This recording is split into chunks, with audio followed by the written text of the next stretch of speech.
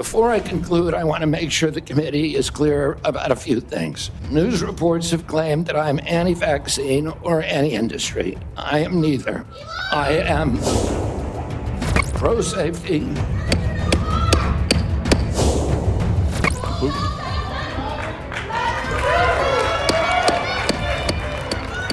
Before I conclude, I want to make sure the committee is clear about a few things. News reports have claimed that I'm anti-vaccine or anti-industry. I am neither. I am pro-safety.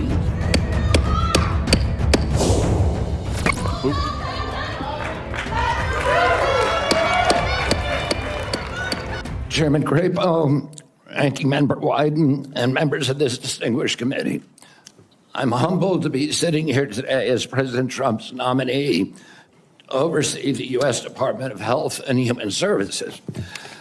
I want to thank President Trump for entrusting me to deliver on his promise to make America healthy again. I also want to thank Cheryl and Kik and Bobby and all of my other children who are here today, and all the many members of my large extended family for the love that they have so generously shared. Ours has always been a family that has been involved in public service, and I look forward to continuing that tradition. My journey into the issue of health began with my career as an environmental attorney, working with hunters and fishermen and mothers in the small town in the Hudson Valley and along the Hudson River. I learned very early on that human health and environmental injuries are intertwined. The same chemicals that kill fish make people sick also. Today, Americans' overall health is in grievous condition. Over 70% of adults and a third of children are overweight or obese. Diabetes is 10 times more prevalent than it was during the 1960s. Cancer among young people is rising by 1 or 2% a year.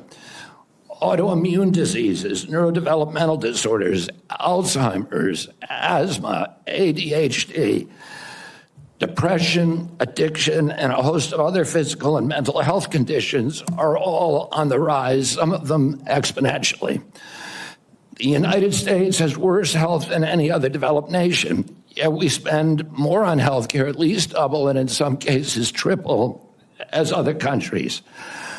Last year, we spent $4.8 trillion, not counting the indirect costs of missed work. That's almost a fifth of GDP.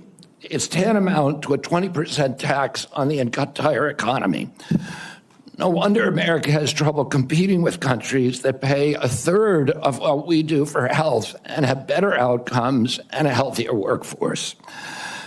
But I don't want to make this too much about money. It's the human tragedy that moves us to care. President Trump has promised to restore America's global strength and to restore the American dream, but he understands we can't be a strong nation when our people are so sick. A healthy person has 1,000 dreams. A sick person has only one. Today, over half of our countrymen and women are chronically ill. When I met with President Trump last summer, I discovered that he has more than just concern for this tragic situation, but genuine care. President Trump is committed to restoring the American dream, and 77 million Americans delivered a mandate to him to do just that, due in part to the embrace and elevation of the Make America Healthy Again movement. This movement, led largely by Maha moms from every state, and you can see many of them behind us today, and in the hallways and in the lobbies, is one of the most transcendent and powerful movements I've ever seen. I promise President Trump that if confirmed, I will do everything in my power to put the health of Americans back on track. And I've been greatly heartened to discover a deep level of care among members of this committee, too, both Democrats and Republicans. I came away from our conversations confident that we can put aside our divisions for the sake of a healthier America. For a long time, the nation has been locked in a divisive healthcare debate about who pays. Well, when healthcare costs reach 20%, there are no good options, only bad ones. Shifting the burden around between government and corporations and insurers and providers and families is like rearranging deck chairs on the Titanic. Our country will sink beneath a sea of desperation and debt if we don't change the course and ask, why are healthcare costs so high in the first place? The obvious answer is chronic disease. The CDC says 90% of healthcare spending goes toward managing chronic disease, which hits lower income Americans the hardest. The president's pledge is not to make some Americans healthy again, but to make all of our people healthy again. There is no single culprit in chronic disease. Much as I have criticized certain industries and agencies, President Trump and I understand that most of their scientists and experts genuinely care about American health. Therefore, we will bring together all stakeholders in pursuit of this unifying goal. Before I conclude, I want to make sure the committee is clear about a few things. News reports have claimed that I'm anti-vaccine or anti-industry. I am neither. I am pro-safety.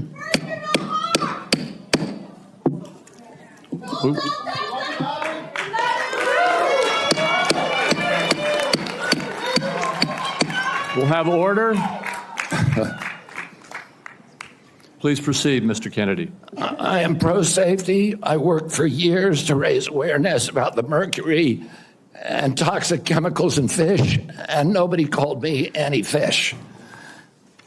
And I believe that that vaccines play a critical role in healthcare. All of my kids are vaccinated. I've written many books on vaccines. My first book in 2014, the first line of it is, I am not anti-vaccine, and the last line is, I am not anti-vaccine. Nor am I the enemy of food producers. American farms are the bedrock of our culture, of our politics, of our national security. I was a 4-H kid, and I spent my summer working on ranches. I went to work with our farmers. I want to work with our farmers and food producers to remove burdensome regulations and unleash American ingenuity. MAHA simply cannot succeed without a partnership, a full partnership of American farmers. In my advocacy, I've often disturbed the status quo by asking uncomfortable questions. Well, I'm not going to apologize for that. We have massive health problems in this country that we must face honestly. And the first thing I've done every morning for the past 20 years is to get on my knees and pray to God that he would put me in a position to end the chronic disease epidemic and to help America's children. That's why I'm so grateful to President Trump for the opportunity to sit before you today and seek your support and partnership in this endeavor. I will conclude with a promise. The members of this committee, to the president, and to all the tens of millions of parents across America, especially the moms, who have propelled this issue to center stage. Should I be so privileged as to be confirmed, we will make sure our tax dollars support healthy foods. We will scrutinize the chemical additives in our food supply. We will remove financial conflicts of interest from our agencies. We will create an honest, unbiased, gold standard science at HHS, accountable to the president, to Congress, and to the American people. We will reverse the chronic disease epidemic and put the nation back on the road to good health. Thank you.